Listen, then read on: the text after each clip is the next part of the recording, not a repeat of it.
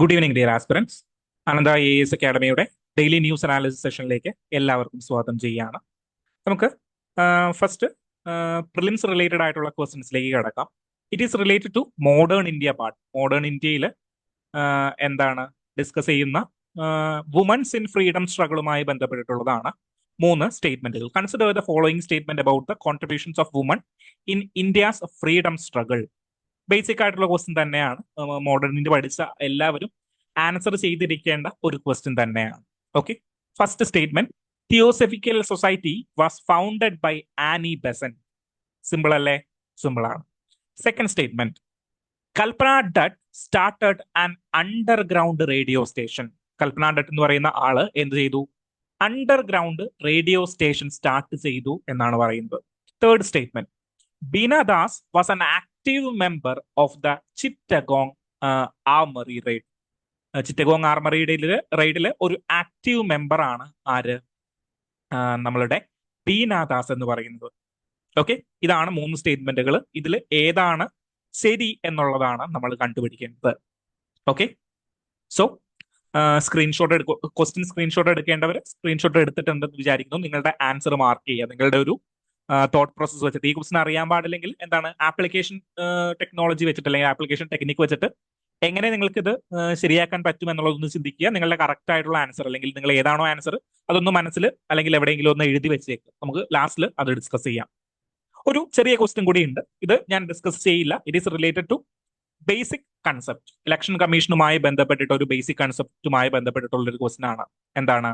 Election commission takes the decision on assigning the symbol in case of the split of a recognised political party. ഒരു recognised political party split ആയി കഴിഞ്ഞു കഴിഞ്ഞാൽ ആർക്കാണ് symbol കൊടുക്കേണ്ടത് എന്ന് തീരുമാനിക്കുന്നത് ഇലക്ഷൻ കമ്മീഷനാണ്. അതിനുത്തരം എക്സാമ്പിൾ ആയിട്ട് തന്നെ നമ്മളുടെ മുന്നിലുണ്ട്. രണ്ടില. നമ്മളുടെ കോട്ടയം ബേസ് ചെയ്തുകൊണ്ട് കോട്ടയത്തോട്ട് നിങ്ങൾക്ക് പോകുമ്പോൾ നിങ്ങൾക്ക് കാണാൻ പറ്റുന്ന ഒരു ചിഹ്നമാണ് രണ്ടില എന്ന് പറയുന്ന ചിഹ്നം. സോ രണ്ടിലെ ആർക്ക് എന്ന് പറഞ്ഞിട്ട് കേരളത്തിൽ തന്നെ വലിയ ചർച്ചകൾ നടക്കുന്നുണ്ടായിരുന്നു കുറെ കാലങ്ങൾക്ക് മുൻപ്, 2-3 വർഷങ്ങൾക്ക് മുന്നേ ആയിട്ട്. ഓക്കെ, സോ ആ ഒരു സിനേറിയോ നിങ്ങളുടെ മനസ്സിലുണ്ടെങ്കിൽ നിങ്ങൾക്ക് അത് ബേസിക് ആയിട്ട് ആൻസർ ചെയ്യാനായിട്ട് പറ്റും. A reserved symbol is only allotted to the candidate set up by the national or state party. ശരിയാണോ? രണ്ട് സ്റ്റേറ്റ്മെന്റും ഇവിടെ ശരിയാണ്. അതായത് ഈ റിസർവ്ഡ് സിംബലുകൾ എന്ന് പറയുന്ന കാറ്റഗറിയിൽ ഇലക്ഷൻ കമ്മീഷന് ഒരുപാട് സിംബലുകൾ ഉണ്ട്. ഇത് ഇവരെന്താ ചെയ്യുന്നത്? ഇവര് രജിസ്റ്റേർഡ് കാൻഡിഡേറ്റ് അല്ലെങ്കിൽ രജിസ്റ്റേർഡ് പാർട്ടീസിന് മാത്രമേ അലോട്ട് ചെയ്യുകയുള്ളൂ. അല്ലെങ്കിൽ നാഷണൽ പാർട്ടീസിനും സ്റ്റേറ്റ് പാർട്ടീസിനും മാത്രമേ അലോട്ട് ചെയ്യുകയുള്ളൂ. അപ്പോ ഞാനൊരു ചോദ്യം ചോദിക്കട്ടെ. ഫോർ എക്സാമ്പിൾ, ഒരു ഇൻഡിപെൻഡന്റ് സ്ഥാനാർത്ഥി വന്നു. ഇൻഡിപെൻഡന്റ് സ്ഥാനാർത്ഥി വന്നു കഴിഞ്ഞാൽ എന്ത് ചെയ്യും? അൺറിസർവ്ഡ് ആയിട്ട് ഒരുപാട് സിംബലുകൾ എവിടെയുണ്ട്? ഇലക്ഷൻ കമ്മീഷന്റെ കയ്യിലുണ്ട്. ഇതെല്ലാം ഇലക്ഷൻ കമ്മീഷൻ എടുത്ത് ഉപയോഗിക്കും. ഫോർ എക്സാമ്പിൾ മാങ്ങ, ഉദയസൂര്യൻ, ദെൻ എന്താണ് TV, റേഡിയോ, ദെൻ ഒരുപാട് സിംബലുകൾ ഇലക്ഷൻ കമ്മീഷന്റെ കയ്യിലുണ്ട്. അവര് അതെടുത്ത് യൂട്ടിലൈസ് ചെയ്യും. അല്ലാത്തതിനെല്ലാം കൊടുക്കുന്നത് എന്തായിരിക്കും? അല്ലാത്തതിനെല്ലാം കൊടുക്കുന്നത് റിസർവ്ഡ് സിംബൽസുകളായിരിക്കും. ദെൻ ഫസ്റ്റ് സ്റ്റേറ്റ്മെന്റ് നോക്കുകയാണെങ്കിൽ ഫസ്റ്റ് സ്റ്റേറ്റ്മെന്റും കറക്റ്റ് ആണ്. സ്പ്ലിറ്റിന്റെ സമയത്ത് ആരാണ്? ഇലക്ഷൻ കമ്മീഷൻ തന്നെയാണ് കാര്യങ്ങളെല്ലാം തീരുമാനിക്കുന്നത്. ഓക്കെ, സോ അങ്ങനെ ഇലക്ഷൻ കമ്മീഷനുമായി ബന്ധപ്പെട്ട ഒരു ക്വസ്റ്റ്യനിൽ നിന്ന് ഇലക്ഷൻ കമ്മീഷനുമായി ബന്ധപ്പെട്ടിട്ടുള്ള ഒരു ആർട്ടിക്കിളിലേക്കാണ് നമ്മൾ പോകുന്നത്. SIRുമായി ബന്ധപ്പെട്ട്, സ്പെഷ്യൽ ഇന്റൻസീവ് റിവിഷനുമായി ബന്ധപ്പെട്ട് ഞാനൊരു 10 പ്രാവശ്യമെങ്കിലും നമ്മളുടെ ക്ലാസ്സുകളിൽ, നമ്മളുടെ ന്യൂസ് അനാലിസിസ് സെഷനുകളിൽ എടുത്തെടുത്ത് പറഞ്ഞിട്ടുള്ള ഒരു കാര്യമാണ് എന്ത്? സ്പെഷ്യൽ ഇന്റൻസീവ് റിവിഷനുമായി ബന്ധപ്പെട്ട്. സോ അതിന്റെ ബേസിക് കാര്യങ്ങൾ ഒന്നുകൂടി റിവൈസ് ചെയ്യുന്നു. 2 മിനിറ്റിനുള്ളിൽ റിവൈസ് ചെയ്യുന്നു. അടുത്ത ടോപ്പിക്കുകളിലേക്ക് പോകുന്നു. ഇത്രയേ ഉള്ളൂ നമ്മളുടെ SIRുമായി ബന്ധപ്പെട്ട്. സോ SIRുമായി ബന്ധപ്പെട്ടിട്ട് നമ്മളുടെ കോടതിയിൽ വാദപ്രതിവാദങ്ങൾ നടക്കുകയാണ്. അപ്പോ ഇലക്ഷൻ കമ്മീഷൻ പറഞ്ഞൊരു കാര്യം, ഇലക്ഷൻ കമ്മീഷന് എന്തുണ്ട്? Constitutional duty to bar foreigners from voter roll. Voters റോളിൽ നിന്ന് ഫോറിനേഴ്സിനെ എലിമിനേറ്റ് ചെയ്യാനായിട്ടുള്ള ഡ്യൂട്ടി, അതും കോൺസ്റ്റിറ്റ്യൂഷണൽ ഡ്യൂട്ടി ഇലക്ഷൻ കമ്മീഷൻ ഉണ്ട് എന്നാണ് ഇലക്ഷൻ കമ്മീഷൻ പറഞ്ഞിരിക്കുന്നത്. അത് ശരിയാണോ? തീർച്ചയായിട്ടും ശരിയാണ്. കാരണം എന്താണ്? കാരണം ആർട്ടിക്കിൾ 324 എന്താണ്? ഇലക്ഷൻ കമ്മീഷനെ കുറിച്ച് പ്രതിപാദിക്കുന്നതാണ് ആർട്ടിക്കിൾ 324. ആർട്ടിക്കിൾ 324 എന്താ പറയുന്നത്? Article 324 give the election commission superintendence, direction and control of electoral roll preparation for parliament and state legislature election. So എന്താണ് കൊടുക്കുന്നത്? Superintendence directions and control of electoral roll preparation 324 തന്നെ അത് പ്രതിപാദിച്ചിട്ടുണ്ട്. Then article 326 പ്രകാരം എന്താണ്? അതായത് 18 വയസ്സ് പൂർത്തിയാക്കിയിട്ടുള്ള എന്താണ് എലിജിബിൾ വോട്ടേഴ്സിനെ കണ്ടെത്തേണ്ട ഉത്തരവാദിത്വം ആർട്ടിക്കിൾ 326 പ്രകാരം ആരുടെ കയ്യിൽ നിക്ഷിപ്തമാണ്? ഇലക്ഷൻ കമ്മീഷന്റെ കയ്യിൽ നിക്ഷിപ്തമാണ്. Establish that every citizens not less than 18 years of age shall be entitled to be registered as voters. So 18 വയസ്സ് പൂർത്തിയായിട്ടുള്ള എലിജിബിൾ ആയിട്ടുള്ള വോട്ടേഴ്സിനെ കണ്ടുപിടിക്കുക എന്നുള്ള ഉത്തരവാദിത്വം ആർട്ടിക്കിൾ 326 പ്രകാരവും ഇലക്ഷൻ കമ്മീഷന് വേണമെങ്കിൽ ഡിറൈവ് ചെയ്തെടുക്കാനായിട്ട് സാധിക്കും. ഓക്കെ, സോ ഇതെല്ലാം നമ്മൾ ഡീറ്റെയിൽ ആയിട്ട് തന്നെ ഡിസ്കസ് ചെയ്തിട്ടുണ്ടായിരുന്നു SIRന്റെ കാലഘട്ടത്തിൽ. അതൊന്ന് റിവൈസ് ചെയ്യുന്നു എന്ന് മാത്രമേ ഉള്ളൂ. Then representation of people act 1950 പ്രകാരം എന്താ വരുന്നത്? സെക്ഷൻ 16 പ്രകാരമാണ്. റെപ്രസെന്റേഷൻ ഓഫ് പീപ്പിൾ ആക്ടിലെ സെക്ഷൻ 16 പ്രകാരമാണ് എന്താണ്? ഡിസ്ക്വാളിഫൈ നോൺ സിറ്റിസൺസ് ഫ്രം എൻറോൾമെന്റിൽ എന്താണ് നോൺ സിറ്റിസൺസിനെ ഇലക്ട്രൽ റോളിൽ നിന്ന് എൻറോൾ ചെയ്യുന്നത് തടയുന്നത് സെക്ഷൻ 16 പ്രകാരമാണ്. ഓക്കെ, സെക്ഷൻ 19 എന്താണ്? 18 വയസ്സ് എന്നുള്ള മിനിമം ഏജ് കാറ്റഗറി വെക്കുന്നു. സെക്ഷൻ 20 ഓർഡിനറി റെസിഡന്റ് എന്ന് പറയുന്ന ഒരു കാര്യം വെക്കുന്നു. Okay, then special intensive revision നടത്താനായിട്ട് നമ്മളുടെ കൽപ്പിക്കുന്ന ആർട്ടിക്കിൾ ഏതാണ്, അല്ലെങ്കിൽ ഓതറൈസ് ചെയ്യുന്ന ആർട്ടിക്കിൾ ഏതാണ്? സെക്ഷൻ 21. സോ ആദ്യം എന്താണ്? ഡിസ്ക്വാളിഫിക്കേഷൻ, നോൺ സിറ്റിസൺസിനെ പുറത്താക്കണമെന്നാണ് ആദ്യം പറഞ്ഞു വരുന്നത്. അതിനുശേഷം പറയുന്നത് 18 വയസ്സ് പൂർത്തിയാക്കുന്ന ആളുകൾക്കുള്ള മിനിമം ക്രൈറ്റീരിയ പറയുന്നു. ദെൻ ഓർഡിനറി റെസിഡൻസ് ആരാണെന്ന് ഡിഫൈൻ ചെയ്യുന്നു. അതിനുശേഷമാണ് എന്ത് പറയുന്നത്? നമ്മളുടെ സ്പെഷ്യൽ ഇന്റൻസീവ് റിവിഷൻ അല്ലെങ്കിൽ സ്പെഷ്യൽ റിവിഷൻ നടത്താനായിട്ടുള്ള അധികാരം ഇലക്ഷൻ കമ്മീഷന് ഓതറൈസ് ചെയ്തു കൊടുക്കുന്നത് അണ്ടർ സെക്ഷൻ 21. നമ്മൾ ഈ സ്ലൈഡുകൾ തന്നെ ഡിസ്കസ് ചെയ്തിട്ടുണ്ട്, ഇത് ഡീറ്റെയിൽ ആയിട്ടും ഡിസ്കസ് ചെയ്തിട്ടുണ്ട്. ഓക്കെ, സോ അതൊന്നും മറന്നു പോവാതിരിക്കാൻ, സെക്ഷൻ 16 ആണോ 21 ആണോ 20 ഏതാണെന്നുള്ളതൊന്നും മറന്നു പോവാതിരിക്കാനായിട്ടാണ് ഞാൻ ഒന്നുകൂടിയിട്ട് ഇതൊന്ന് ഇവിടെ റിവൈസ് ചെയ്തത്. നത്തിങ് മോർ, നത്തിങ് എന്താണ് വേറെ പുതുതായിട്ടൊന്നും ഇതിലേക്ക് ആഡ് ചെയ്തിട്ടില്ല. Okay, so coming to the next article. SIRനെ അവിടെ വിട്ടിട്ട് നമ്മൾ എവിടെയാണ്? റൈറ്റ് ടു ഡിസ്കണക്ട് എന്ന് പറയുന്ന ശശി തരൂരിന്റെ ആർട്ടിക്കിളിലേക്ക് നമുക്ക് തിരിച്ചു വരാം. എന്താണ് right to disconnect? Right to disconnect എന്ന് പറഞ്ഞു കഴിഞ്ഞാൽ നമുക്ക് ജോലി സമയത്തിന് ശേഷം ജോലി സംബന്ധമായിട്ടുള്ള ഇമെയിലുകളോ കോളുകളോ അറ്റൻഡ് ചെയ്യാതിരിക്കാനായിട്ടുള്ള സ്വാതന്ത്ര്യത്തെ ആണ് റൈറ്റ് ടു ഡിസ്കണക്ട് എന്ന് പറയുന്നത്. ഓക്കെ, സോ എന്താണ് റൈറ്റ് ടു ഡിസ്കണക്റ്റിന്റെ ഏറ്റവും ബേസിക് ആയിട്ടുള്ള ഉദ്ദേശം? അതായത് ഒരു ഹ്യൂമന് ജോലി ചെയ്യുന്ന അവറുകളിൽ മാത്രം ജോലി ചെയ്യാനായിട്ടും ബാക്കിയുള്ള അവറുകൾ അദ്ദേഹത്തിന് വീട്ടിലെ ചെലവഴിക്കാനായിട്ടും അല്ലെങ്കിൽ അദ്ദേഹത്തിന്റെ പേഴ്സണൽ സ്പേസിൽ ചെലവഴിക്കാനായിട്ടും അധികാരം ഉണ്ട് എന്ന് പറയുന്ന ഒരു ആർട്ടിക്കിളാണ്.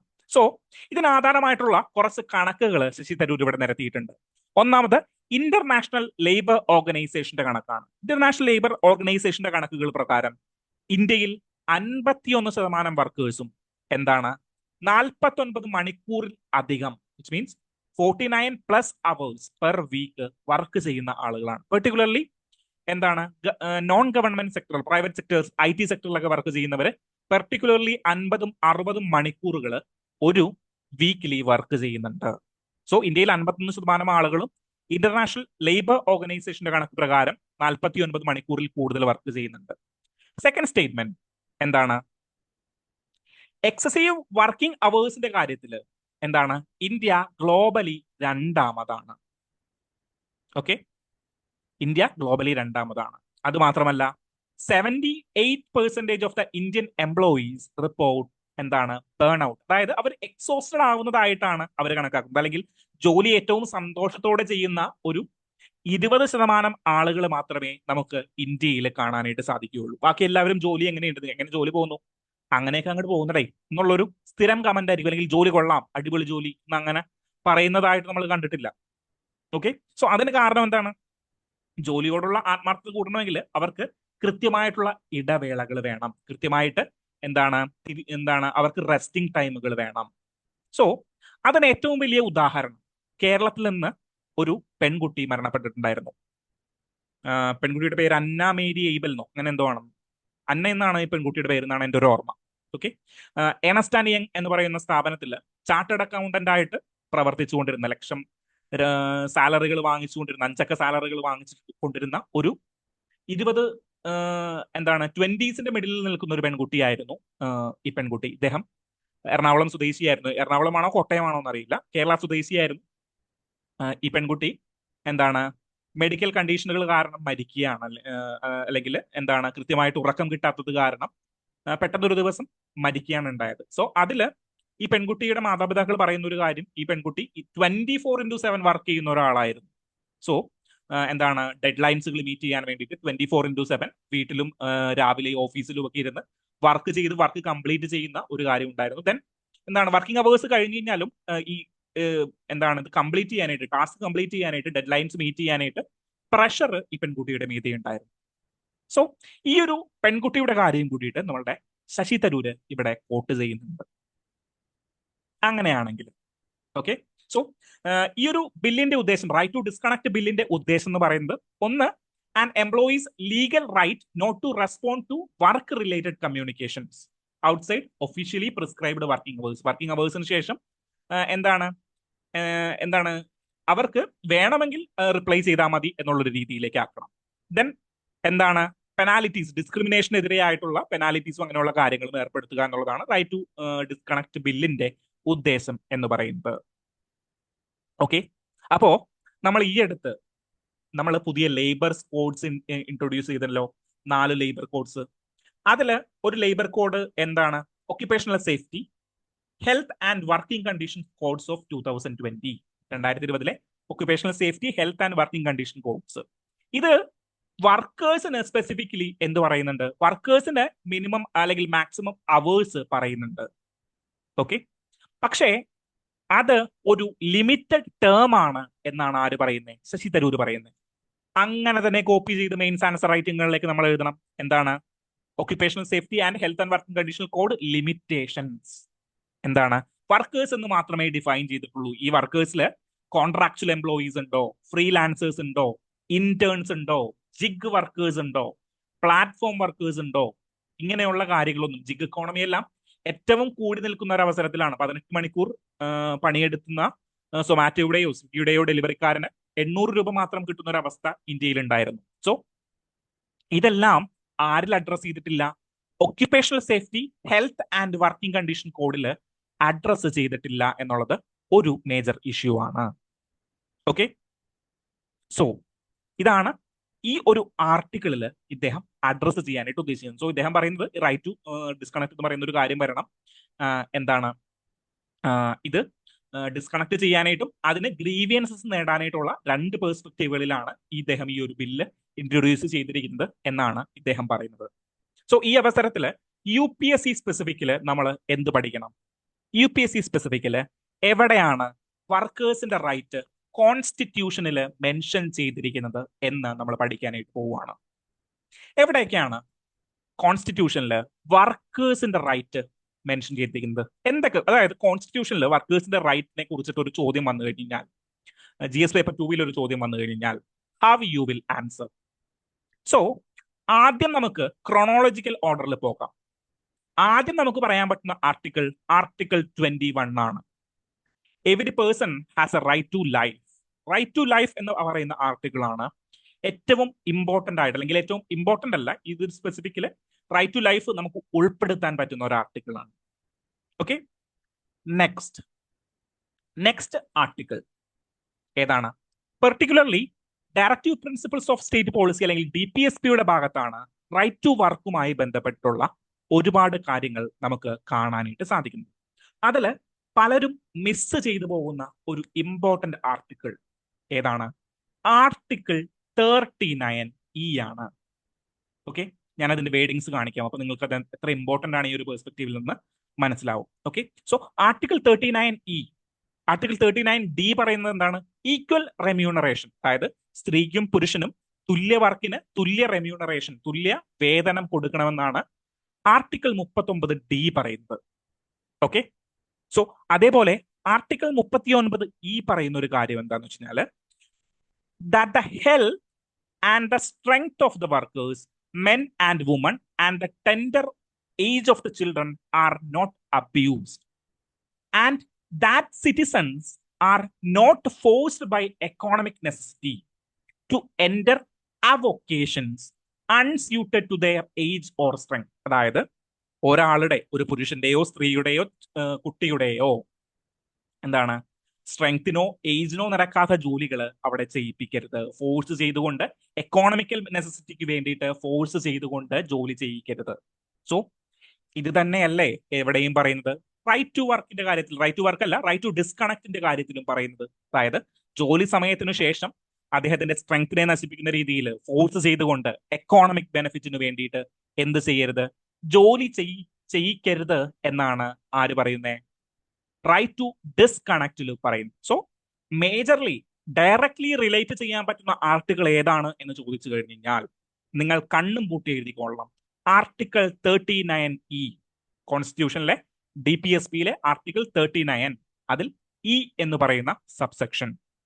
ഓക്കെ, ദെൻ സോ ആർട്ടിക്കിൾ 21 പറഞ്ഞു, ആർട്ടിക്കിൾ 39E പറഞ്ഞു. ദെൻ ആർട്ടിക്കിൾ 40 എന്താ പറയുന്നത്? വില്ലേജ് പഞ്ചായത്തുകളുടെ ഫോർമേഷനെ കുറിച്ചിട്ടാണ് ആർട്ടിക്കിൾ 40 പറയുന്നത്. ഓക്കെ, അത് ഇതുമായി ബന്ധപ്പെട്ടതല്ല. ആർട്ടിക്കിൾ 41, ആർട്ടിക്കിൾ 41 എന്താ പറയുന്നത്? Article 41 defines the right to work. The state shall within the limitations of economic capacity make effective provision for securing the right to work. So right to work നെ പ്രതിപാദിക്കുന്ന article ഏതാണ്? Article 41. Okay, article 42 എന്തായിരിക്കും?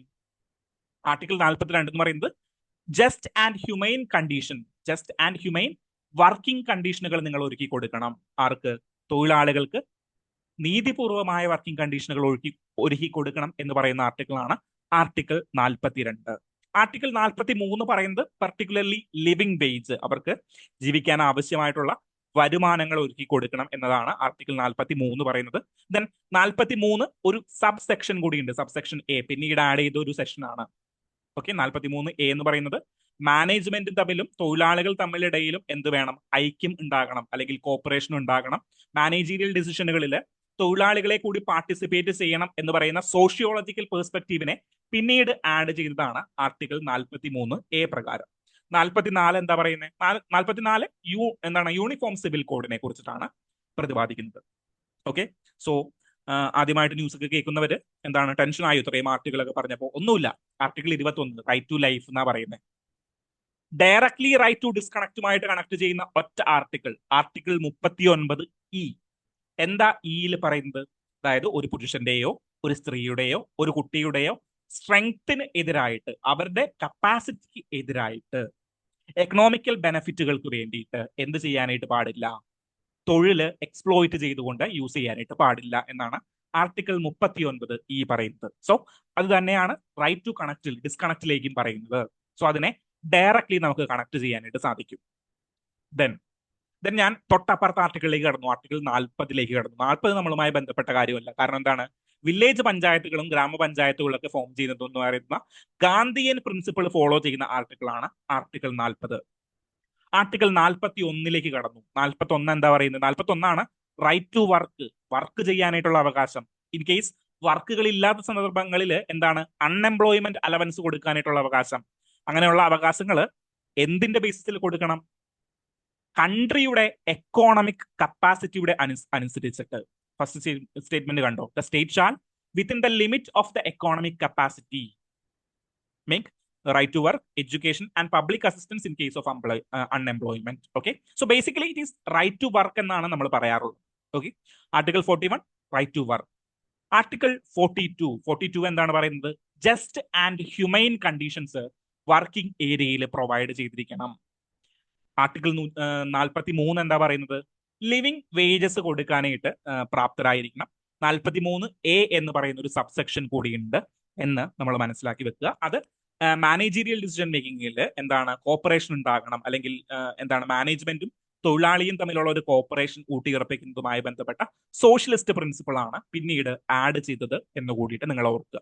So ഇത്രയും സന്ദർഭങ്ങളാണ് എന്താണ് right to വർക്കുമായി ബന്ധപ്പെട്ട്, അല്ലെങ്കിൽ ഒരു തൊഴിലാളിയുടെ എന്താണ് തൊഴിലാളിയുടെ നിയമങ്ങളുമായി ബന്ധപ്പെട്ട കോൺസ്റ്റിറ്റ്യൂഷനിൽ പറയുന്നു. ദെൻ അതുകൂടാണ്ട് നമുക്ക് കറന്റ് 4 ലേബർ കോഡുകളുണ്ട്, ദെൻ ഫാക്ടറി ആക്ടുകളുണ്ട്. ഡിഫറെന്റ് ആക്ടുകളെ ക്ലബ്ബ് ചെയ്തുകൊണ്ട് 4 ലേബർ കോഡുകൾ നമ്മൾ ഈ കഴിഞ്ഞ മാസമല്ല, നവംബർ അവസാനമാണ് നമ്മളത് എന്ത് ചെയ്യുന്നത്, ഇംപ്ലിമെന്റ് ചെയ്യുന്നത്.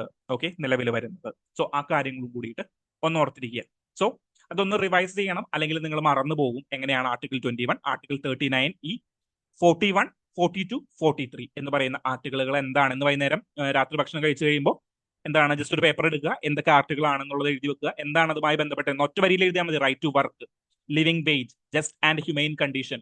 സോ പിന്നെ നമുക്ക് ആ ഒരു പോയിന്റിൽ നിന്ന് ബിൽഡപ്പ് ചെയ്യാനായിട്ട് നമുക്ക് പറ്റും. അങ്ങനെ നമ്മൾ 1-2 പ്രാവശ്യം റിവൈസ് ചെയ്ത് കഴിഞ്ഞാൽ നമ്മളത് മറക്കാതെ കൊണ്ടുപോകും. ഓക്കെ, സോ ആ കാര്യങ്ങളൊന്നും മറക്കരുത് എന്ന് വിചാരിക്കുകയാണ്. Next article. സോ ശശി തരൂരിന്റെ ആർട്ടിക്കിളിന് ശേഷം ഒരു ലോ റിലേറ്റഡ് ആയിട്ടുള്ള ഒരു ആർട്ടിക്കിൾ ആണ്, വിച്ച് ഈസ് റിലേറ്റഡ് ടു വെനിൻസുലയിൽ USA അറ്റാക്ക് ചെയ്തതുമായി ബന്ധപ്പെട്ടിട്ട് അതിന്റെ ഒരു ലീഗൽ പേഴ്സ്പെക്റ്റീവ് 2 പെർട്ടിക്കുലർ കേസുകൾ എടുത്തിട്ട്, അല്ലെങ്കിൽ 2 ക്യാരക്ടറിസ്റ്റിക്സുകൾ എടുത്തുകൊണ്ട് അതിന്റെ ഒരു ലീഗൽ പേഴ്സ്പെക്റ്റീവ് നമ്മൾ അനലൈസ് ചെയ്യാൻ പോവുകയാണ്. ഓക്കെ, സോ USA വെനിൻസുലയെ അറ്റാക്ക് ചെയ്തു. നമ്മളുടെ തലസ്ഥാനത്തെ ഒരു രാത്രി ഒരു സൈനിക നടപടികളിലൂടെ നമ്മളുടെ പ്രസിഡന്റിനെ പിടിച്ചുകൊണ്ടുപോയി, പ്രസിഡന്റിനെയും വൈഫിനെയും പിടിച്ചുകൊണ്ടുപോയി. ആരാണ് USA അധികാരം കൊടുത്തത്? അങ്ങനെ പിടിച്ചുകൊണ്ടു പോകാനായിട്ട് അല്ലെങ്കിൽ മറ്റൊരു രാജ്യത്തെ അറ്റാക്ക് ചെയ്യാനായിട്ടുള്ള അധികാരം ആരെങ്കിലും കൊടുത്തിട്ടുണ്ടോ? സോ നമ്മൾ എവിടേക്ക് പോയി? നമ്മൾ യുണൈറ്റഡ് നേഷൻസിന്റെ ചാർട്ടറിലേക്ക് പോയി. എവിടെയാണ്? യുണൈറ്റഡ് നേഷൻസിന്റെ ചാർട്ടറിലേക്ക്. സോ യുണൈറ്റഡ് നേഷന്റെ ചാർട്ടർ ഫോഴ്സ് യൂസ് ചെയ്യുന്നതിനെ ലിമിറ്റ് ചെയ്തിട്ടുണ്ട്. സോ ഫോഴ്സ് യൂസ് ചെയ്യുന്നതിനെ ലിമിറ്റ് ചെയ്തിട്ടുണ്ട്. യുണൈറ്റഡ് നേഷൻസ് പറയാണ് മറ്റൊരു കൺട്രിയുടെ മേല്, ഒരു സോവറൻ കൺട്രിയുടെ മേല് മറ്റൊരു sovereign country by force use ചെയ്യാൻ പാടില്ല. Under the 2 recognised exceptions, 2 exceptional സിറ്റുവേഷനുകളിൽ അല്ലാണ്ട് ഒരു കൺട്രി മറ്റൊരു കൺട്രിയുടെ മേല് ഫോഴ്സ് യൂസ് ചെയ്യാനായിട്ട് പാടില്ല. ഒന്നാമത്തെ കാര്യം എന്ന് പറയുന്നത് സെൽഫ് ഡിഫൻസ് ആണ്. ആർട്ടിക്കിൾ 51 പ്രതിപാദിക്കുന്ന സെൽഫ് ഡിഫൻസ്. രണ്ടാമത്തെ കാര്യം എന്ന് പറയുന്നത് United Nations security council authorise ചെയ്തിരിക്കുന്ന ഒരു കൺട്രി, അതായത് ഫോർ എക്സാമ്പിൾ അമേരിക്കയെ UN സെക്യൂരിറ്റി കൗൺസിൽ എന്ത് ചെയ്യണം? വെനിൻസുലയുടെ മേലെ ഫോഴ്സ് യൂസ് ചെയ്യാനായിട്ട് ഓതറൈസ് ചെയ്യണം, ചാപ്റ്റർ 7 പ്രകാരം. അങ്ങനെ ഓതറൈസ് ചെയ്ത അവസരത്തിലും സെൽഫ് ഡിഫൻസിന്റെ കേസുകളിൽ മാത്രമേ എന്ത് ചെയ്യാനായിട്ട് പാടുള്ളൂ? UN ചാർട്ടർ പ്രകാരം ഫോഴ്സ് യൂസ് ചെയ്യാനായിട്ട് പാടുള്ളൂ. സോ ഫോഴ്സ് ഒരിക്കലും ടെറിട്ടോറിയൽ ഇന്റഗ്രിറ്റിക്കെതിരായിട്ടും പൊളിറ്റിക്കൽ ഇൻഡിപെൻഡൻസിന് ഓഫ് എനി സ്റ്റേറ്റിനെതിരായിട്ടും, അതായത് ഒരു രാജ്യത്തിന്റെ പരമാധികാരത്തിന്റെയും ടെറിട്ടോറിയൽ ഇന്റഗ്രിറ്റിയെയും ദെൻ പൊളിറ്റിക്കൽ ഇൻഡിപെൻഡൻസിനെതിരായിട്ടും യൂസ് ചെയ്യാൻ പാടില്ല. അങ്ങനെ ചെയ്യേണ്ട 2 സിറ്റുവേഷനുകൾ മാത്രമേ എവിടെ പറഞ്ഞിട്ടുള്ളൂ? UN ചാർട്ടർ പറഞ്ഞിട്ടുള്ളൂ. അമേരിക്കയുടെ സെൽഫ് ഡിഫൻസ് ആണോ ഇപ്പൊ ചെയ്തിരിക്കുന്ന പ്രക്രിയ? സോ സെൽഫ് ഡിഫൻസ് എന്ന് പറഞ്ഞു കഴിഞ്ഞാൽ അപ്പോഴാണ് ഈ സെൽഫ് ഡിഫൻസിന്റെ ഒരു എക്സ്പാൻഷൻ വരുന്നത്. അമേരിക്ക മുന്നേയും ഈ പരിപാടികൾ നടത്തിയിട്ടുണ്ടെന്ന് അറിയാലോ. എന്ത് പരിപാടികളാണ്? നമ്മളുടെ ഇറാനെ ആക്രമിച്ചിട്ടുണ്ട്, വിയറ്റ്നാമിനെ ആക്രമിച്ച കഥ ഞാൻ ഇന്നലെ പറഞ്ഞു. ദെൻ വേറെ പല രാജ്യങ്ങളെയും അമേരിക്ക, ബംഗ്ലാദേശിൽ വന്നിട്ടുണ്ട്. സോ ഇങ്ങനെ ഡിഫറെന്റ് രാജ്യങ്ങളിലേക്ക് ഡെമോക്രസിയെ നിലനിർത്തുന്നതിന് വേണ്ടിയിട്ട് അമേരിക്ക പല പ്രവർത്തനങ്ങളും ആക്രമിച്ചിട്ടുണ്ട്. ഓക്കെ, സോ അവരെന്ത് ചെയ്തിട്ടുണ്ട്? മുന്നേയും ഈ പരിപാടി ചെയ്തിട്ടുള്ളതാണ്. സെൽഫ് ഡിഫൻസിന്റെ എക്സ്പാൻഷൻ. എന്താണ് സെൽഫ് ഡിഫൻസ് എന്ന് UN ചാർട്ടർ എക്സ്പ്ലെയിൻ ചെയ്തിട്ടില്ല. സോ സെൽഫ് ഡിഫൻസ് എന്ന് പറഞ്ഞു കഴിഞ്ഞാൽ ഒരു ഡയറക്റ്റ് അറ്റാക്ക് അല്ല എന്നാണ് അവർ പറയുന്നത്. പകരം തങ്ങളുടെ രാജ്യത്തിന്റെ നിയമ സംവിധാനങ്ങളെ തകർക്കാൻ ശ്രമിക്കുന്ന, അല്ലെങ്കിൽ എന്താണ് അവിടുത്തെ പീസിനെ തകർക്കാൻ ശ്രമിക്കാവുന്ന ഡ്രഗ്സുകൾ കയറ്റി അയക്കുക, അല്ലെങ്കിൽ എന്തെങ്കിലും ആന്റിസിപ്പേറ്ററി ആക്ഷൻസ്, ഇങ്ങനെയുള്ള കാര്യങ്ങൾ ചെയ്തു കഴിഞ്ഞു കഴിഞ്ഞാൽ അതിനെ തുടച്ചു നീക്കുന്നതും സെൽഫ് ഡിഫൻസ് ആയിട്ട് അമേരിക്ക കണക്കാക്കും എന്നാണ് പൊതുവെയുള്ള ഒരു ധാരണ. പക്ഷേ അങ്ങനെ ഒരു എക്സെപ്ഷൻ ഒന്നും ആര് കൊടുത്തിട്ടില്ല? യുണൈറ്റഡ് നേഷന്റെ ചാർട്ടർ കൊടുത്തിട്ടില്ല. സോ അമേരിക്കയ്ക്ക് അധികാരമുണ്ടോ? ലീഗലി അമേരിക്കയ്ക്ക് അധികാരമില്ല. UN ചാർട്ടർ 2 സബ്സെക്ഷൻ 4 പറയുന്നത് അധികാരമില്ല. സെൽഫ് ഡിഫൻസിനും യുണൈറ്റഡ് നേഷൻ സെക്യൂരിറ്റി കൗൺസിലിന്റെ ഓതറൈസേഷനും കൂടി മാത്രമേ ഫോഴ്സ് യൂസ് ചെയ്തുകൊണ്ട് മറ്റൊരു സോവറിൻ കൺട്രിയുടെ മേലെ എന്താണ് കടന്നു കയറാൻ പാടുള്ളൂ, ലെജിറ്റിമേറ്റ് ആയിട്ട് കടന്നു കയറാൻ പാടുള്ളൂ. സോ അല്ലാത്ത അവസരങ്ങളെല്ലാം ഇല്ലെജിറ്റിമേറ്റ് ആയിട്ട് എന്താണ് അഗ്രഷൻ അല്ലെങ്കിൽ വാറാണ് എന്ന് നമുക്ക് പറയാനായിട്ട് സാധിക്കും. ഓക്കെ, സോ ഒരു സംശയവും വേണ്ട, US ചെയ്തിരിക്കുന്നത് കടന്നുകയറ്റം തന്നെയാണ് under UN charter article 2 subsection 4. രണ്ടാമത്തെ സിനേറിയോ, ഒരു പ്രസിഡന്റിനെ പിടിച്ചുകൊണ്ടുപോയി. ഈ പ്രസിഡന്റിന് എന്തെങ്കിലും ഇമ്മ്യൂണിറ്റീസ് ഉണ്ടോ? പാർലമെന്ററി ഇമ്മ്യൂണിറ്റീസ് എന്ന് പറഞ്ഞ് നമ്മളെ കോൺസ്റ്റിറ്റ്യൂഷൻ പഠിക്കാറുണ്ട്. അതായത് പാർലമെന്റിൽ നമ്മളുടെ MPയോ MLAമാരോ അവർ നടത്തുന്ന ഡിസ്കഷനോ അവർ പറയുന്ന കാര്യങ്ങൾക്കോ ഫുൾ ഇമ്മ്യൂണിറ്റി ആണ്. ആരോടും ഉത്തരവാദിത്വം ബോധിപ്പിക്കേണ്ട, ഒരു കോടതിയിലും അതിനെതിരെ ചർച്ചകൾ നടക്കുകയോ അതിനെ പ്രതിപാദിച്ചുകൊണ്ട് കേസെടുക്കുകയോ ചെയ്യില്ല. ഓക്കെ, അത് നമ്മളുടെ കോൺസ്റ്റിറ്റ്യൂഷൻ പാർലമെന്റിന് കൊടുക്കുന്ന ഇമ്മ്യൂണിറ്റിയാണ്. അതേപോലെ ഒരു ഹെഡ് ഓഫ് ദ സ്റ്റേറ്റിന്, ഒരു രാഷ്ട്രത്തലവന് അല്ലെങ്കിൽ രാഷ്ട്ര ഭരണതന്ത്രജ്ഞന്മാർക്ക്, രാഷ്ട്ര ഒഫീഷ്യലുകൾക്ക് ഇന്റർനാഷണലി എന്തെങ്കിലും ഇമ്മ്യൂണിറ്റീസ് പ്രൊവൈഡ് ചെയ്യുന്നുണ്ടോ? സോ ഇതുമായി ബന്ധപ്പെട്ടിട്ട് ഒരു കേസ് ഇന്റർനാഷണൽ കോർട്ട് ഓഫ് ജസ്റ്റിസിൽ 2002 വന്നു. Okay, international court of justice. അപ്പോൾ നമ്മൾ എന്തോർക്കണം, 1945 ഫോം ചെയ്തൊരു സംഘടനയാണ്, യുണൈറ്റഡ് നേഷന്റെ ഒരു ആമാണ് എന്ത്, ഇന്റർനാഷണൽ കോർട്ട് ഓഫ് ജസ്റ്റിസ് എന്ന് പറയുന്നത്. ഓക്കെ, സോ 1945 ആണ് ഇത് നിലവിൽ വന്നത് എന്നുള്ള ഇതിന്റെ ഒരു ഹിസ്റ്ററി നമ്മൾ ഓർക്കണം. ഇതുമായി ബന്ധപ്പെട്ട മറ്റൊരു ഇൻസ്റ്റിറ്റ്യൂഷൻ ഉണ്ട്, ഇന്റർനാഷണൽ ക്രിമിനൽ കോടതി. അത് സെപ്പറേറ്റ് മറ്റൊരു ഇൻസ്റ്റിറ്റ്യൂഷൻ ആണ്, 2002 മാത്രം നിലവിൽ വന്ന ഒരു ഇൻസ്റ്റിറ്റ്യൂഷൻ ആണ്. റോം സ്റ്റാറ്റ്യൂട്ട് എന്ന് പറയുന്ന ഒരു സ്റ്റാറ്റ്യൂട്ടുമായി ബന്ധപ്പെട്ട് ഫോം ചെയ്ത ഒരു ഇൻസ്റ്റിറ്റ്യൂഷൻ ആണ് ഇന്റർനാഷണൽ ക്രിമിനൽ കോർട്ട്. സോ ഇവിടെ ഏത് കോടതിയിലാണ് വന്നേ? ഇന്റർനാഷണൽ ക്രിമിനൽ കോടതി 1945 ഫോം ചെയ്ത യുണൈറ്റഡ് നേഷന്റെ ഒരു ഓർഗൻ ആയിട്ടുള്ള കോടതിയിൽ. അവിടെ ഡെമോക്രാറ്റിക് റിപ്പബ്ലിക് ഓഫ് കോങ്കോയും ബെൽജിയം തമ്മിൽ ഒരു കേസ് നടന്നു. അതായത് ബെൽജിയം ഡെമോക്രാറ്റിക് റിപ്പബ്ലിക് ഓഫ് കോങ്കോയുടെ ഫോറിൻ മിനിസ്റ്ററെ, എക്സ്റ്റേണൽ അഫയേഴ്സ് മിനിസ്റ്ററെ ഇതേപോലെ തട്ടിക്കൊണ്ടുപോകാനായിട്ട്, അല്ലെങ്കിൽ തട്ടിക്കൊണ്ടുപോകാനായിട്ടല്ല, അവർക്കെതിരെ ഒരു അറസ്റ്റ് വാറന്റ് പ്രഖ്യാപിച്ചു. 2002 ഡെമോക്രാറ്റിക് റിപ്പബ്ലിക് കോങ്കോയുടെ എക്സ്റ്റേണൽ മിനിസ്റ്ററിനെതിരെ അല്ലെങ്കിൽ ഫോറിൻ മിനിസ്റ്ററിനെതിരെ ബെൽജിയം ഒരു അറസ്റ്റ് വാറന്റ് പ്രഖ്യാപിച്ചു. ഡെമോക്രാറ്റിക് റിപ്പബ്ലിക് കോങ്കോ എന്ത് ചെയ്തു? നേരെ ഇന്റർനാഷണൽ കോർട്ട് ഓഫ് ജസ്റ്റിസിലേക്ക് പോയി. എന്നിട്ട് പറഞ്ഞു, ഇയാൾ എന്ത് പരിപാടിയായി കാണിക്കുന്നത്, ഈ ബെൽജിയം കാണിക്കുന്നത് തെറ്റായിട്ടുള്ള പരിപാടിയാണ്. ഇയാള് ഞങ്ങളുടെ ഇൻഡിപെൻഡന്റ് ആയിട്ടുള്ള പ്രസിഡന്റിനെ അല്ല, നമ്മളുടെ ഫോറിൻ മിനിസ്റ്ററിനെതിരെ അറസ്റ്റ് വാറന്റ് പ്രഖ്യാപിക്കുന്നു. ഇത് ശരിയായ നടപടിയാണോ? കോടതി, എനിക്ക് നീതി വേണം. കോടതി, ഇന്റർനാഷണൽ കോർട്ട് ഓഫ് ജസ്റ്റിസ് പറഞ്ഞു, എല്ലാ ഹെഡ് ഓഫ് ദ സ്റ്റേറ്റുകൾക്കും, അതായത് എല്ലാ രാഷ്ട്ര തലവന്മാർക്കും അല്ലെങ്കിൽ അതുമായി ബന്ധപ്പെട്ട് പോസ്റ്റുകൾ വഹിക്കുന്ന ആളുകൾക്കും ഒരു ഇമ്മ്യൂണിറ്റി ഉണ്ട്. Sitting heads of the state enjoys immunity ratione personae, അതായത് immunity from arrest, prosecution, criminal jurisdiction of foreign courts. അതായത് മറ്റൊരു ഫോറിൻ കോടതിയിൽ ക്രിമിനൽ ജൂറിസ്ഡിക്ഷനോ പ്രോസിക്യൂഷനോ അറസ്റ്റോ പുറപ്പെടുവിക്കാനായിട്ട് പാടില്ല. അതിനെതിരെ ഒരു ഇമ്മ്യൂണിറ്റി ആർക്കുണ്ട്? ഹെഡ് ഓഫ് ദ സ്റ്റേറ്റ്സിനുണ്ട്. അമേരിക്ക എന്തും പറഞ്ഞാൽ ഇദ്ദേഹത്തിനെ പൊക്കിക്കൊണ്ടുപോയത്? അതായത് ന്യൂയോർക്ക് കോടതിയിൽ ഇദ്ദേഹത്തിനെതിരെ ഒരു കേസ് നടക്കുന്നുണ്ട്. സോ കേസിൽ സബ്മിറ്റ് ചെയ്യാൻ വേണ്ടിയിട്ടാണ് ഇദ്ദേഹത്തെ രാത്രിക്ക് രാത്രി പിടിച്ചുകൊണ്ടുപോയത് എന്നാണ് പറയുന്നത്. സോ ഇറ്റ്സ് എ ക്ലിയർ ലംഘനം ഓഫ് വാട്ട്?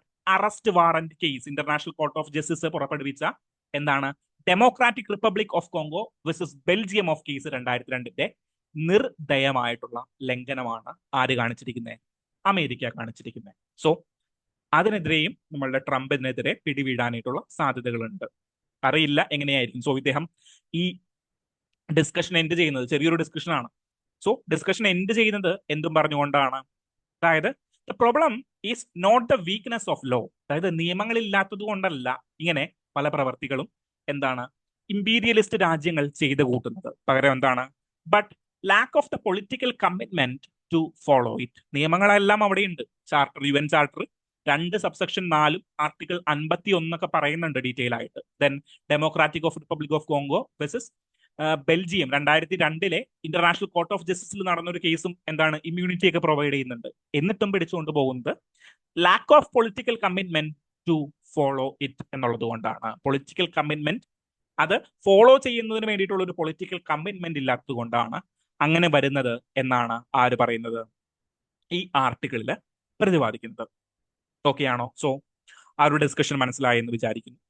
2 കാര്യങ്ങൾ. സോ നിങ്ങൾ ആരെങ്കിലും ഒക്കെ ചോദിച്ചു കഴിഞ്ഞാൽ, അല്ലെങ്കിൽ നിങ്ങളൊരു നിലപാടെടുക്കുമ്പോൾ നിങ്ങൾ എന്ത് ചെയ്യണം?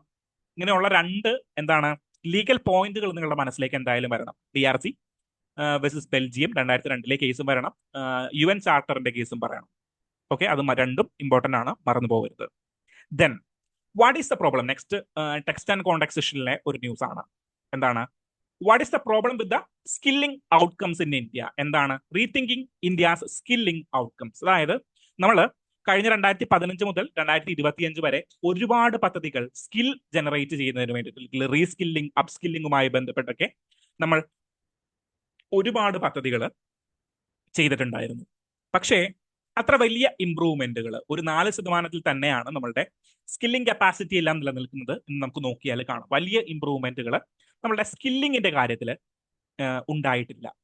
രണ്ടാമത്തെ കേസ്, ഈ നാഷണൽ അക്രഡിഷൻസ്, അതായത് എന്താണ് നമ്മളുടെ സെൻട്രൽ ഗവൺമെന്റ് കൊടുക്കുന്ന നാഷണൽ അക്രഡിഷൻസ് സ്കില്ലിങ്ങിൽ കിട്ടുന്നുണ്ടെങ്കിലും അവർക്ക് കൃത്യമായിട്ടുള്ള ജോലി കിട്ടുന്നില്ല.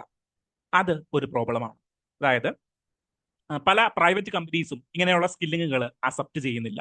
അങ്ങനെയുള്ള പ്രോബ്ലംസ് എവിടെ നിൽക്കുന്നുണ്ട്? നമ്മളുടെ സിസ്റ്റത്തിൽ നിലനിൽക്കുന്നുണ്ട്. സോ ഈ ആർട്ടിക്കിൾ പറയാനായിട്ട് ഉദ്ദേശിക്കുന്നത് ഒറ്റ കാര്യമുള്ളൂ. India's skilling problem is not a lack of schemes or fundings. നമുക്ക് ഒരുപാട് സ്കീമുകൾ ഉണ്ട്. എന്താണ് പ്രധാനമന്ത്രി കൗശൽ വികാസ് യോജന, ദെൻ ഡിഫറെന്റ് സ്കീമുകളുണ്ട്. But a lack of accountability, industry ownership and credible certification linked to employment. There is a credible certification, but it is not linked to employment outcomes. Employment ഔട്ട്കമ്മുകളുമായിട്ട് ഈ സർട്ടിഫിക്കേഷനുകൾ, credible certifications link ചെയ്തിട്ടില്ല. So ഇങ്ങനെയുള്ള problems ഇന്ത്യയുടെ skilling പ്ലാറ്റ്ഫോംസിൽ നിലനിൽക്കുന്നുണ്ട് എന്നുള്ളതാണ് ഈ ഒരു ആർട്ടിക്കിളിലൂടെ, text and contact സെഷനിലെ ഈ ഒരു ആർട്ടിക്കിളിലൂടെ ചൂണ്ടിക്കാണിക്കുന്നത്. ഓക്കെ ആണോ? ഓക്കെ, സോ നമ്മളത് ഡീറ്റെയിൽ ആയിട്ടൊന്ന് നോക്കാനായിട്ട് പോവുകയാണ്. ഇന്ത്യയുടെ 2050 കൂടിയിട്ട് ഉള്ളൊരു ലക്ഷ്യം എന്ന് പറഞ്ഞു കഴിഞ്ഞാൽ, 2050 അല്ല 2035 കൂടിയിട്ടുള്ള ലക്ഷ്യം എന്ന് പറഞ്ഞു കഴിഞ്ഞാൽ 50% ഗ്രോസ് എൻറോൾമെന്റ് റേഷ്യോ, അതായത് എഡ്യൂക്കേഷനിൽ എൻറോൾ ചെയ്യുന്ന ആളുകളുടെ എണ്ണം 50% ഉയർത്തണം. ഓക്കെ, നാഷണൽ എഡ്യൂക്കേഷൻ പോളിസിയുടെ ഒരു ഹ്യൂജ് ലക്ഷ്യമാണ്. കറന്റ്ലി ഇന്ത്യയിൽ 28% ആളുകളാണ്. ഗ്രോസ് എൻറോൾമെന്റ് റേഷ്യോ എന്ന് പറയുന്നത് 28 അതിനെ 50% ഉയർത്തണമെങ്കിൽ എന്താണ് ട്രഡീഷണൽ എഡ്യൂക്കേഷൻ കൊണ്ട് മാത്രം പറ്റില്ല. എന്താണ് ട്രഡീഷണൽ എഡ്യൂക്കേഷൻ? അതായത് നമ്മളൊക്കെ പഠിച്ചു വന്ന 10ാം ക്ലാസ്, +2, ഡിഗ്രി, അങ്ങനെ പറയുന്ന ട്രഡീഷണൽ എഡ്യൂക്കേഷൻ. നമ്മൾ എന്തെങ്കിലും വൊക്കേഷണൽ എഡ്യൂക്കേഷൻ പഠിച്ചിട്ടുണ്ടോ? നമുക്ക് എന്താണ് സിമെന്റ് ചെയ്യുന്നതിനായിട്ട് ഒരു ട്രെയിനിങ് നമുക്ക് കിട്ടിയിട്ടുണ്ടോ? അല്ലെങ്കിൽ എന്തെങ്കിലും ഒരു മെഷീനറി ബിൽഡ് ചെയ്യാനായിട്ടുള്ള ട്രെയിനിങ് നമുക്ക് കിട്ടിയിട്ടുണ്ടോ? ഇല്ല. സോ ആ ഒരു ട്രഡീഷണൽ എഡ്യൂക്കേഷൻ കൊണ്ട് മാത്രം എന്ത് പറ്റില്ല, നമ്മളുടെ എന്താണ് ഗ്രോസ് എൻറോൾമെന്റ് റേഷ്യോ 50% എത്താനായിട്ട് സാധിക്കില്ല. അതിന് വൊക്കേഷണൽ ട്രെയിനിങ് കൂടിയിട്ട് കാരണമാകേണ്ടതുണ്ട്. ഹയർ എഡ്യൂക്കേഷൻ കൊണ്ട് മാത്രം പറ്റില്ല, പക്ഷെ എന്താണ് വൊക്കേഷണൽ ട്രെയിനിങ് കൂടിയിട്ട് നമുക്ക് ഇവിടെ വേണം. എന്നാൽ ഇന്ത്യയുടെ വർക്ക് ഫോഴ്സിന്റെ ഫോർമൽ വൊക്കേഷണൽ ട്രെയിനിങ് കപ്പാസിറ്റി നോക്കിക്കഴിഞ്ഞു കഴിഞ്ഞാൽ ഇന്ത്യയിൽ അത് വെറും 4% മാത്രമാണ്. 2015 കണക്കെടുത്ത് നോക്കിക്കഴിഞ്ഞാൽ അത് 2% നിന്ന് 4% ഉയർന്നിട്ടുണ്ട്. എന്നാൽ OECD കൺട്രീസിന്റെ ആവറേജ് എടുത്തു കഴിഞ്ഞാൽ ഇറ്റ് ഈസ് 44%.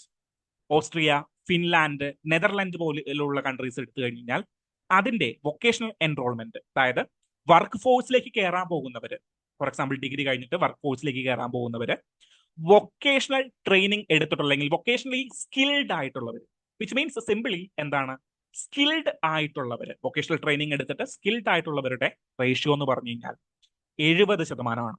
അതായത് ഡിഗ്രി കഴിഞ്ഞിട്ട്, ഫോർ എക്സാമ്പിൾ ഡിഗ്രി കഴിഞ്ഞിട്ട് പാസ് ഔട്ട് ആയി കഴിഞ്ഞാൽ അതിൽ 70% ഓസ്ട്രേലിയ, ഫിൻലൻഡ്, നെതർലാൻഡ് രാജ്യങ്ങളിൽ ഒരു കൈത്തൊഴിൽ അറിയാവുന്നവരായിരിക്കും, അല്ലെങ്കിൽ വൊക്കേഷണൽ ട്രെയിനിങ്ങിൽ സ്കിൽഡ് ആയിട്ടുള്ളവരായിരിക്കും.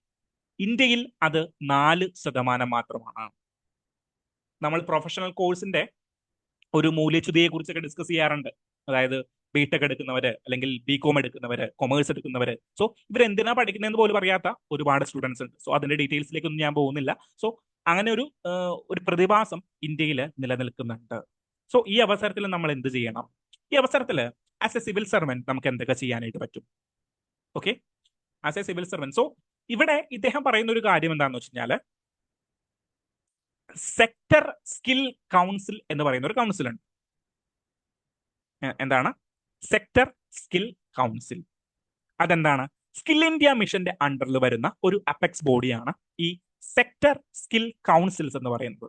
ഓക്കെ, ഈ കൗൺസിൽ എന്താ ചെയ്യുക? ഈ കൗൺസില് നമ്മളുടെ ഈ നാഷണലി അക്രഡിറ്റഡ് ആയിട്ടുള്ള വൊക്കേഷണൽ സർട്ടിഫിക്കറ്റുകൾ ഉണ്ടല്ലോ, അതിന് വേണ്ടിയിട്ടുള്ള ഇൻഡസ്ട്രിയൽ സ്റ്റാൻഡേർഡ്സ് ക്രിയേറ്റ് ചെയ്യും. ഓക്കെ, ദെൻ ജോബ് റെഡിനെസ് ഉറപ്പാക്കുന്നതിന് വേണ്ടിയിട്ടുള്ള കാര്യങ്ങളും എംപ്ലോയബിലിറ്റി എൻഷുർ ചെയ്യാനായിട്ടുള്ള കാര്യങ്ങളും ചെയ്യും. പക്ഷേ ഇവര് അത് ചെയ്യുന്നില്ല എന്നാണ് ഇന്നത്തെ ആർട്ടിക്കിൾ പറയുന്നത്. സിമ്പിൾ ആയിട്ട് പറഞ്ഞു കഴിഞ്ഞാൽ, അതായത് നിങ്ങൾ ഒരു മൾട്ടിനാഷണൽ കമ്പനി നടത്തുന്ന ഒരാളാണ്. ഓക്കെ, നിങ്ങൾ ഒരു മൾട്ടിനാഷണൽ കമ്പനി നടത്തുന്ന ഒരാളാണ്. നിങ്ങളുടെ മുന്നിലേക്ക് ഹയറിങ്ങിന് വേണ്ടിയിട്ട് ഗൂഗിളിന്റെ സർട്ടിഫിക്കറ്റ് ഉള്ള ഒരാൾ വന്നു. നിങ്ങൾ ഒരു സോഫ്റ്റ്വെയർ കമ്പനി നടത്തുന്ന ഒരാളാണ്. നിങ്ങളുടെ മുന്നിലേക്ക് ഗൂഗിളിന്റെ സർട്ടിഫിക്കറ്റ് ഉള്ള ഒരാൾ വന്നു. ഓക്കെ, ഒരു സർട്ടിഫിക്കറ്റ് ഇല്ലാത്ത ഒരാളും വന്നു. So they are expert in some field. For example, power BI expert ആണ്, അല്ലെങ്കിൽ ഡാറ്റ അനലിറ്റിക്സിൽ എക്സ്പേർട്ട് ആയിട്ടുള്ള ഒരാളാണ്. അവര് ഒരു സർട്ടിഫിക്കറ്റുമായിട്ട് വന്നു. സോ ഒരെണ്ണത്തില് ഇവിടെ എറണാകുളത്തിരിക്കുന്ന മാത്യു പോൾ എഴുതി ഒപ്പിട്ട് കൊടുത്തിട്ടുണ്ട്. വേണമെങ്കിൽ ഒരു ജോലി കൊടുത്തേക്ക് ചേട്ടാ എന്ന് പറഞ്ഞിട്ട് ഒപ്പിട്ട് കൊടുത്തിരിക്കുന്ന ഒരു സർട്ടിഫിക്കറ്റുമായിട്ട്, മാത്യു പോളിന്റെ സർട്ടിഫിക്കറ്റുമായിട്ട് ഒരാൾ വന്നിരിക്കുകയാണ്, ഒരു പയ്യൻ. ഓക്കെ, രണ്ടാമത് ഗൂഗിളിന്റെ പവർ BIയിലുള്ള ഒരു കോഴ്സിന്റെ സർട്ടിഫിക്കറ്റുമായി ബന്ധപ്പെട്ടിട്ട് ഒരു സർട്ടിഫിക്കറ്റും കൊണ്ട് ഒരു പയ്യൻ വന്നിരിക്കുകയാണ്. Who will you choose? Of course ഗൂഗിളിന്റെ ആളായിരിക്കും. കാരണം എന്താണ്? ഗൂഗിളിന്റെ സർട്ടിഫിക്കറ്റിന് ഒരു വാല്യൂ ഉണ്ട്. ഈ വാല്യൂ എങ്ങനെയാണ് ക്രിയേറ്റ് ചെയ്യപ്പെട്ടിരിക്കുന്നത്? അതായത് സിസ്റ്റമാറ്റിക് ആയിട്ടുള്ള ഒരു ട്രെയിനിങ്ങിലൂടെ ഇവര് പോയിട്ടുണ്ട് എന്ന് ഈ കമ്പനിക്ക് ബോധ്യമുണ്ട്. ദെൻ സിസ്റ്റമാറ്റൈസ്ഡ് ആയിട്ടുള്ള ഒരു സ്റ്റാൻഡേർഡ് ഓഫ് ഓപ്പറേറ്റിംഗ് പ്രൊസീജിയേഴ്സിലൂടെ ഇവര് കടന്നു പോയിട്ടുണ്ട്. ദെൻ ഒരു എക്സാമിനേഷനുകൾ എഴുതിയിട്ടുണ്ടാകാം, അല്ലെങ്കിൽ പ്രസന്റേഷനുകൾ സബ്മിറ്റ് ചെയ്തിട്ടുണ്ടാകാം. ഇവരുടെ കഴിവ് ആരളന്നിട്ടുണ്ട്? ഗൂഗിൾ അളന്നിട്ട് അതിന് അനുസൃതമായിട്ടാണ് ഇവർ സർട്ടിഫിക്കറ്റ് കൊടുത്തിട്ടുള്ളത് എന്ന് നമുക്ക് ഗൂഗിളിന്റെ സർട്ടിഫിക്കറ്റ് ഉണ്ട് എന്ന് പറയുമ്പോൾ മനസ്സിലാക്കാം. സോ ഈ ഒരു പ്രക്രിയയാണ് ആര് ചെയ്യാൻ ഉദ്ദേശിച്ചത്? സെക്ടറൽ സ്കിൽ കൗൺസിലുകൾ ചെയ്യാനായിട്ട് ഉദ്ദേശിച്ചത്. സോ വൊക്കേഷണൽ ട്രെയിനിങ്ങിന് അല്ലെങ്കിൽ വൊക്കേഷണൽ അക്രഡിറ്റേഷൻ സർട്ടിഫിക്കറ്റുകൾക്ക് ഇവരെന്ത് ചെയ്യും? ഇവര് ഇൻഡസ്ട്രി സ്റ്റാൻഡേർഡുകൾ സെറ്റ് ചെയ്യും. ഓക്കെ, ദെൻ എന്ത് ചെയ്യും? ഇവരെ എന്തുമായിട്ട് ലിങ്ക് ചെയ്യും? എൻറോൾഡ് ജോബുകളുമായിട്ട് അല്ലെങ്കിൽ അവൈലബിൾ ജോബുകളുമായിട്ട് കണക്ട് ചെയ്യാനായിട്ട് കൂടി ശ്രമിച്ചിട്ട് എംപ്ലോയബിലിറ്റി എൻഷുർ ചെയ്യും. പക്ഷേ അത് കൃത്യമായിട്ട് നടന്നില്ല. പകരം എന്തു പറ്റി? ട്രെയിനിങ് കൊടുക്കുന്നത് ഒരു ഏജൻസി. ഓക്കെ, ട്രെയിനിങ് കൊടുക്കുന്നത് ഒരു ഏജൻസി, അസസ്മെന്റ് ചെയ്യുന്നത് മറ്റൊരാൾ, സർട്ടിഫിക്കറ്റ് ചെയ്യാൻ മാത്രം എവിടേക്ക് വരും? സെക്ടറൽ സ്കിൽ കൗൺസിലിന്റെ അടുത്തേക്ക് വരും. ഓക്കെ, സോ ട്രെയിനിങ് കൊടുക്കുന്നത് ഒരാൾ, അസസ് ചെയ്യുന്നത് മറ്റൊരാൾ, സർട്ടിഫിക്കറ്റ് കൊടുക്കുന്നത് SSC. ദെൻ പ്ലേസ്മെന്റ് കൊടുക്കുന്നതോ? പ്ലേസ്മെന്റ് കൊടുക്കാനായിട്ട് ആരുമില്ല. നിങ്ങൾ വേണമെങ്കിൽ ജോലി കണ്ടുപിടിച്ചോളണം. ഓക്കെ, സോ എംപ്ലോയബിലിറ്റി എന്ന് പറയുന്ന ഫാക്ടർ എല്ലാം എലിമിനേറ്റ് ചെയ്യപ്പെട്ടു. സോ ട്രെയിനിങ് കൊടുക്കുന്നത് ഒരാൾ, അസസ്മെന്റ് ചെയ്യുന്നത് മറ്റൊരാൾ. അസസ്മെന്റ് ചെയ്തു എന്ന് പറഞ്ഞിട്ട് ഒരു പേപ്പർ എങ്ങടേക്ക് പോകും? SSCയിലേക്ക് പോകും, വിച്ച് മീൻസ് സെക്ടറൽ സ്കിൽ കൗൺസിലിലേക്ക് പോകും. അവര് സർട്ടിഫിക്കറ്റ് അടിച്ചു കൊടുക്കും. സോ സർട്ടിഫിക്കറ്റ് അടിച്ചു കൊടുക്കാനായിട്ടുള്ള ഏജൻസി ആയിട്ട് ആര് ചുരുങ്ങി? സെക്ടറൽ സ്കിൽ കൗൺസിൽസ് ചുരുങ്ങി. സോ ആ ഒരു പ്രോബ്ലം അവിടെ ഹ്യൂജ് ആയിട്ട് നിലനിൽക്കുന്നുണ്ട്. നമുക്ക് എന്ത് ചെയ്യാനായിട്ട് പറ്റും? സോ SSCയുടെ പ്രോബ്ലം നിങ്ങൾ കൃത്യമായിട്ട് നിങ്ങളുടെ മെയിൻസ് ആൻസർ റൈറ്റിങ്ങളിൽ എഴുതണം, അല്ലെങ്കിൽ നിങ്ങൾ മനസ്സിലാക്കി വെക്കണം. നമുക്ക് എന്ത് ചെയ്യാനായിട്ട് പറ്റും? നമുക്ക് ചെയ്യാൻ പറ്റുന്ന ഒരു കാര്യം എന്താണെന്ന് വെച്ച് കഴിഞ്ഞാൽ, സമയം ചുരുക്കി പറയാം. അതായത് ഇന്ത്യയുടെ പ്രൈവറ്റ് ഇൻഡസ്ട്രീസിന് ആർക്കാണ് ഈ വൊക്കേഷണൽ ട്രെയിനിങ് കൊണ്ട് ഏറ്റവും കൂടുതൽ ആവശ്യമുള്ളത്? പ്രൈവറ്റ് ഇൻഡസ്ട്രീസ് ആണ്. ഫോർ എക്സാമ്പിൾ ടാറ്റ, അല്ലെങ്കിൽ എന്താണ് റിലയൻസ് എക്സ്പോർട്ടുകൾ. അങ്ങനെ ഹ്യൂജ് പ്രൈവറ്റ് ഇൻഡസ്ട്രീസിനാണ് ഇതിനെ കൊണ്ട് ആവശ്യമുള്ളവർ. MRF ടയേഴ്സ്, ഇങ്ങനെയുള്ള വൊക്കേഷണൽ ജോലികൾ ചെയ്യുന്ന ഒരുപാട് മൾട്ടിനാഷണൽ കമ്പനീസ് ഇന്ത്യയിലുണ്ട്. ഇവരെല്ലാവരും കൂടി കൂടിയിരുന്നിട്ട് ഒരു ഇൻഡസ്ട്രിയലൈസ്ഡ് ആയിട്ടുള്ള ഒരു, അല്ലെങ്കിൽ ഇൻഡസ്ട്രി സ്പെസിഫിക് ആയിട്ടുള്ള ഒരു സ്റ്റാൻഡേർഡ് ക്രിയേറ്റ് ചെയ്യണം. ഓക്കെ, എന്നിട്ട് ഇവര് ഇതിനെ അക്രഡിഷൻ കൊടുക്കണം. Okay, so for example degree പഠിച്ചുകൊണ്ടിരിക്കുന്ന ഒരാൾ, അല്ലെങ്കിൽ ITI പഠിച്ചുകൊണ്ടിരിക്കുന്ന ഒരാൾ, ബിടെക് പഠിച്ചുകൊണ്ടിരിക്കുന്ന സമയത്ത് തന്നെ ടാറ്റയുടെ ട്രെയിനിങ് അറ്റൻഡ് ചെയ്തിട്ട് ടാറ്റയുടെ സർട്ടിഫിക്കറ്റ് കൈക്കലാക്കാനായിട്ട്, ഗവൺമെന്റിന്റെ സർട്ടിഫിക്കറ്റ് അല്ല, ടാറ്റയുടെ സർട്ടിഫിക്കറ്റ് കൈക്കലാക്കാനായിട്ട് ഇവർക്ക് സാധിക്കണം. ആർക്ക്? ഈ സ്റ്റുഡൻസിന് സാധിക്കണം. അങ്ങനെ ടാറ്റയുടെ സർട്ടിഫിക്കറ്റ് കയ്യിലാക്കി കഴിഞ്ഞു കഴിഞ്ഞാൽ, നമ്മളെ നേരത്തെ പറഞ്ഞ എക്സാമ്പിൾ പോലെ ഗൂഗിളിന്റെ സർട്ടിഫിക്കറ്റ് കയ്യിലുള്ളതിന്റെ അതേ വാല്യൂ തന്നെ ആളുകൾക്ക് കിട്ടും. So it will be much more confident among different companies.